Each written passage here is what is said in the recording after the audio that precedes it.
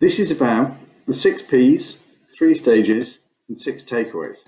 And it's sparked by watching Dragon's Den. I don't know whether you've seen the latest Dragon's Den, the best of.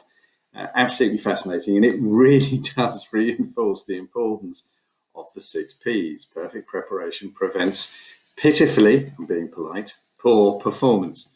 And it struck me as I watched it, particularly last Friday, that there were kind of 3 stages to preparation and 6 top takeaways. So that's what I'm sharing with you. The first stage, prepare ahead.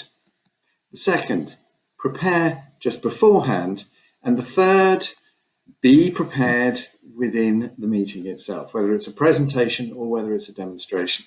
So let's get into it. So the preparing ahead, astonishing how many people didn't even know who Kelly Hoppen was or what her background was. Likewise for Duncan Bannatyne. People fluffing over Deborah Meaden's name, having no idea who Piers Linney was or any of his background or what he'd done, and likewise Peter Jones. If we do that in our demonstrations or presentations, we're so missing a trick, aren't we? So the first bit of preparing ahead has got to be understanding the individuals and their agendas and the agenda overall, so that we can understand what it is that they need to get out of the meeting and weave our objective and weave our agenda into theirs. So that was the second takeaway I grabbed, which was weaving our objective into theirs.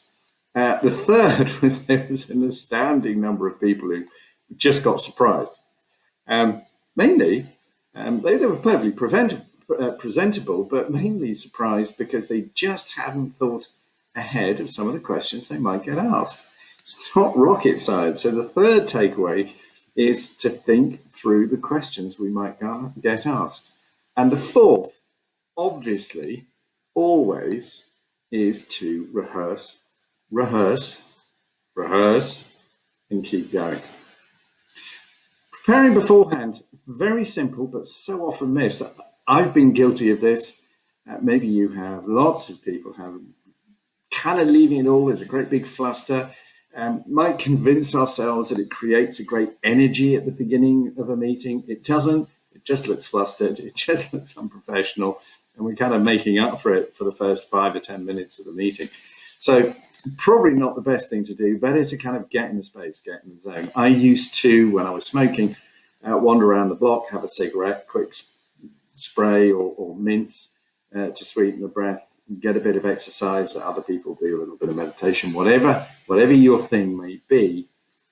Takeaway number 5 was prepare and go in calm, organized and prepared. And be prepared then to be professional. Right off the bat, looking really professional. It's so obvious when people do it well. And what we're preparing, of course, is not only to be able to deliver, but also to listen and to read the body language so that we can manage our audience, manage our attendees, get them to reinforce with one another some of the things that maybe we've said, get them to help us do some selling. None of it terribly hard, but so often many of these things are forgotten. And it is really in the meeting then, being prepared to listen, to read, and to learn and keep learning. So that was it. Started with 5 Ps and scary dragons, and we move on instead to an alternative 6 Ps to perfect our preparation, providing professional presentations perpetually. And that then based on knowing them, knowing understanding and weaving in our objective, knowing the questions that are likely to come up, to prepare the mind just before we go in, to read and listen and learn in the meeting, and rehearsal critical. Those are my 3 stages, 6 takeaways, version of the 6 Ps. Hope you found it interesting. And please like, comment, and share.